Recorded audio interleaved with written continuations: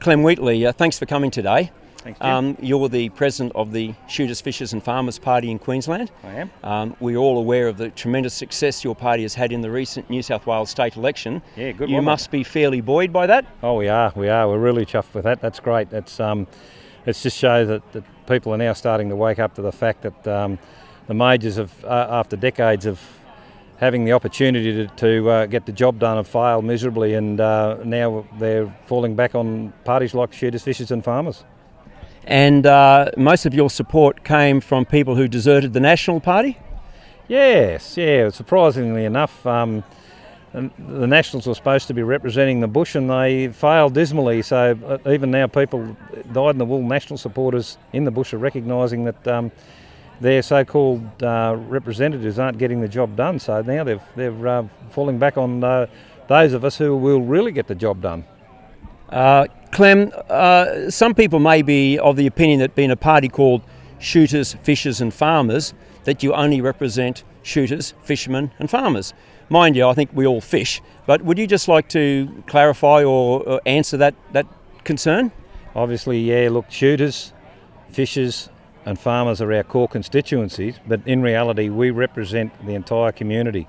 When our people get elected into Parliament, their job is to represent their electorate, and that's the entire electorate, not just shooters, fishers and farmers. So we're campaigning on a broad range of issues, right across the whole spectrum of everything that affects community. We will campaign on it, and we are going to represent on that. But remembering that our core constituents are also our prime focus as well. And when you look at, say, shooting, fishing and farming are all pretty much tied together. You know, it's all part and parcel of the same. It's an outdoor exercise. We also represent four-wheel drivers, caravanners. If anyone in the community, whilst we say we represent all of Queensland, we do recognise that there's a major void in the services between the city and the bush, and we want to try and correct that imbalance. And our policies are basically aiming towards that. We want to, I don't know, you're about the same vintage as me. You can remember back when primary production was doing well. Well, when the primary production sector is doing well, so is the entire community. And primary production is not just growing wheat and cows. It's mining, it's fishing. So we're there for the whole gamut of the primary production sector. So if we can get those sectors enhanced, then let's face it, the major parties over the last several decades, in their haste to capitulate to the United Nations to destroy privately owned food production and other product production, like in manufacturing and industry, you know, if you take those things away from the people, you take the power away from them. So we want to give that power back to the people. We want to see these industries build back up again, and our policies are addressing that. Well, we're standing here today in Gatton, which is the centre of the Lockyer Valley, which is the food and vegetable bowl of Queensland, and I believe it's the seventh most productive agricultural region in the world. Nearly all the farms here are privately owned. This was a very early settlement, so the farms are privately owned, handed down from generation to generation. So I would imagine that these are the core people that you would represent. Yeah, and one of the things that we want to do, we want to see not just primary production built back up as far as the farming sector goes. We want to see value adding, and value adding of all primary products, our value adding of our fish resources, value adding of our mining products, value adding of our farm products. Now, if you're looking at, take the Lockyer Valley here, for instance, well, a prime example of that would be a cannery. What a great thing it would be to have a cannery here in the Lockyer Valley. Not just a cannery, there are so many other processing of frozen vegetables and one thing and another.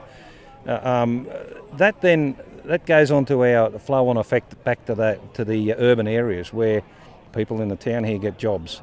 It's not just the farmers and those who work on the farms, it's people who work in the plant. Then you've got the mechanics, and then you've got all the other people that service that industry. And then, so they have to employ people, so they go and shop at the local IGA. So the local IGA has to employ more people. Then the people who work in the shops and here need government services. They need dentists, they need nurses, they need doctors, they need school teachers. The whole thing just then flows on. It's a snowball effect, and it picks up as it grows, as it rolls on.